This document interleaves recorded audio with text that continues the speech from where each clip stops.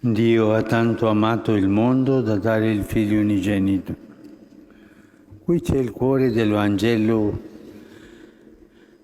e qui c'è il fondamento della nostra gioia.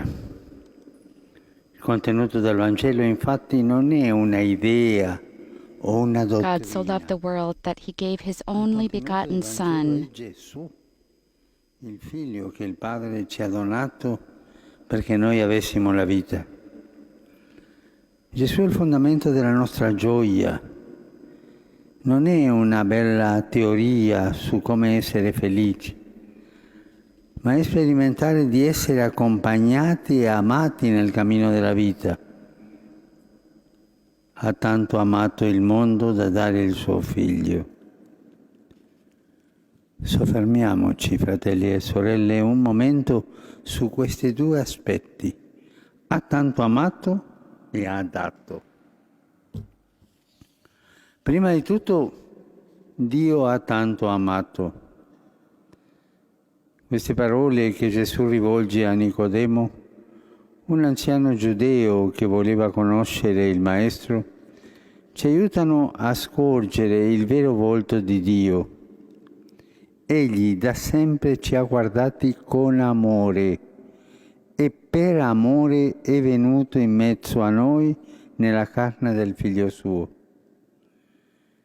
In Lui ci è venuto a cercare nei luoghi in cui ci siamo smarriti. In Lui è venuto a rialzarci dalle nostre cadute. In Lui ha pianto le nostre lacrime e guarito le nostre piaghe. In Lui ha benedetto per sempre la nostra vita. Chiunque crede in Lui, dice il Vangelo, non va perduto.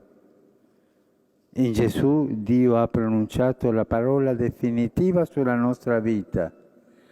Tu non sei perduto, tu sei amato, sempre amato.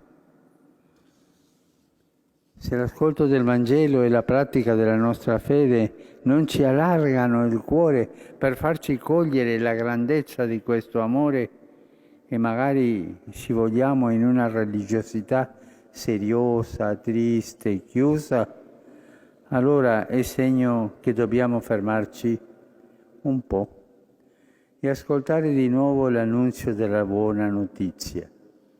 Dio ti ama così tanto da darti tutta la sua vita. Non è un God so loved the world that he gave his only Son.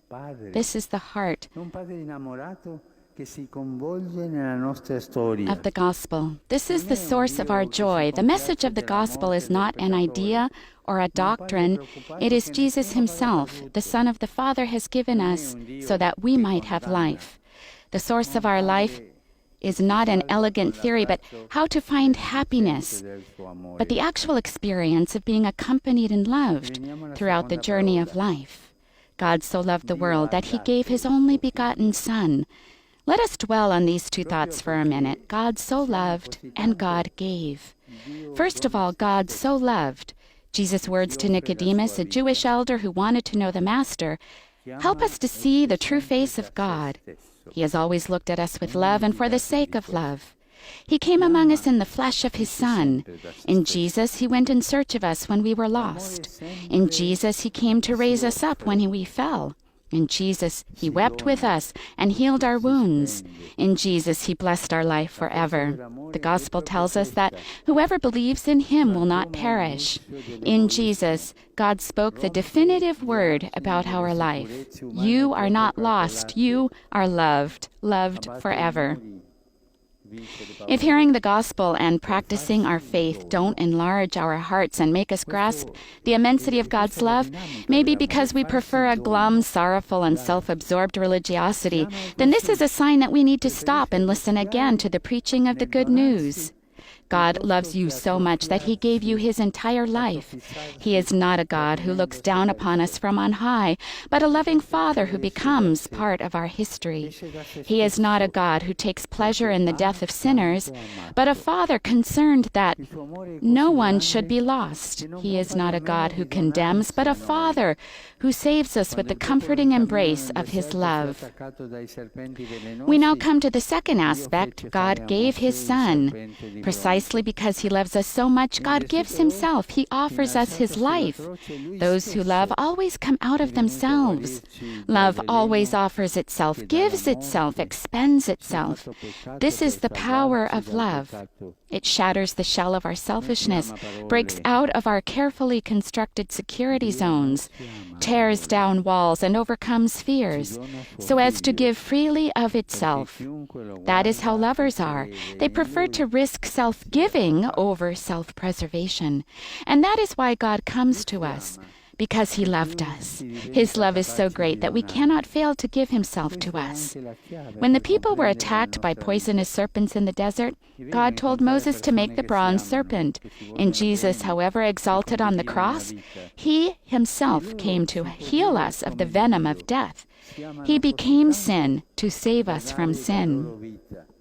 God does not love us in words. He gives us his Son, so that whoever looks at him and believes in him will be saved. The more we love, the more we become capable of giving. That is also the key to understanding our life. It is wonderful to meet people who love one another and share their lives in love. We can say about them what we say about God. They so love each other that they give their lives. It is not only what we can make or earn that matters. In the end, it is the love we are able to give. This is the source of joy. God so loved the world that he gave his Son. Here we see the meaning of the church's invitation this Sunday. Rejoice, rejoice and be glad, you who mourn. Find contentment and consolation. I think of what we saw a week ago in Iraq. A people who had suffered so much rejoiced and were glad, thanks to God and his merciful love. Sometimes we look for joy where it is not to be found. In illusions that vanish, in dreams of glory, in the apparent security of material possessions, in the cult of our image. But life teaches us that true joy comes from realizing that we are loved gratuitously, knowing that we are not alone, having someone who shares our dreams, and who, when we experience shipwreck, is there to help us and lead us to a safe harbor. Sono passati 500 anni da quando per la prima volta l'annuncio cristiano è arrivato nelle Filippine. Avete ricevuto la gioia del Vangelo, che Dio ci ha amato a tal punto da dare il suo Figlio per noi. E questa gioia si vede nel nostro popolo. Dear brothers and sisters, 500 years have passed since the Christian message first arrived in the Philippines. You received the joy of the gospel, the good news that God so loved us that he gave his Son for us. And this joy is evident in your people. We see it in your eyes, on your faces, in your songs, and in your prayers. And he's saying your women are banners of joy here in Rome, because where they go to work, they work, but they sow the faith. Men and women of you here in Rome. He said this is an illness that goes from one generation to the other, but it's a good illness that you need to pass on. It comes from the gift you received 500 years ago and that you bear even to today. You received the joy of the gospel, that God so loved the world that he gave his Son. And this joy is evident in your people. We see it in your eyes, on your faces, in your songs, and in your prayers. I want to thank you for the joy you bring to the whole world and to our Christian communities. I recall the many beautiful experiences in families here in Rome, but also throughout the world, where your discreet and hardworking presence has become a testimony of faith, a witness of faith. In Mary and Joseph's style, God loves to bring the joy of faith through humble, hidden, courageous, and persevering service. On this very important anniversary for God's holy people in the Philippines, I also want to urge you to persevere in the work of evangelization, which is not the same as proselytism. It's something else. The Christian proclamation that you have received is something that needs to be constantly brought to others. The gospel message of God's closeness cries out to be expressed in love for our brothers and sisters. God desires that no one perish. For this reason, He asks the Church to care for those who are hurting and living on the fringes of life. God so loves us that He gives Himself to us, and the Church has this same mission. She is sent not to judge, but to welcome, not to impose, but to sow. The Church is called not to condemn, but to bring Christ, who is our salvation. I know that this is the pastoral program of your church, a missionary commitment that involves everyone and reaches everyone. Never be discouraged as you walk this path. Never be afraid to proclaim the gospel, to serve and to love. With your joy, you will help people to say of the church, too, she so loved the world.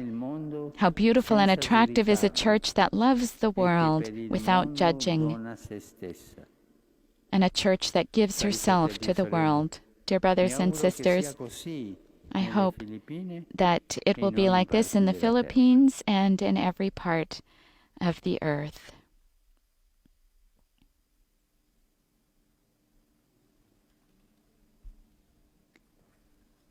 Pope Francis speaking beautiful words to the Filipino community gathered here in Rome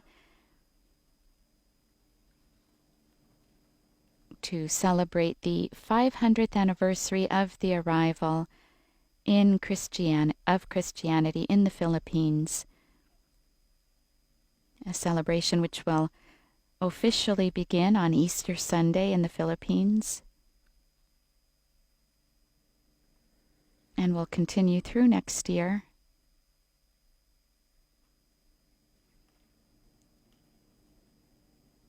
The faith first arrived in the Philippines on the island of Cebu as Ferdinand Magellan disembarked. And it was later Spanish missionaries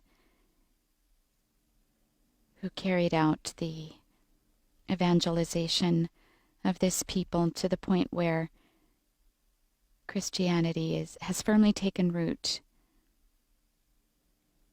not only in that beloved nation, but wherever Filipinos are present today throughout the world, as our Holy Father alluded to in his homily.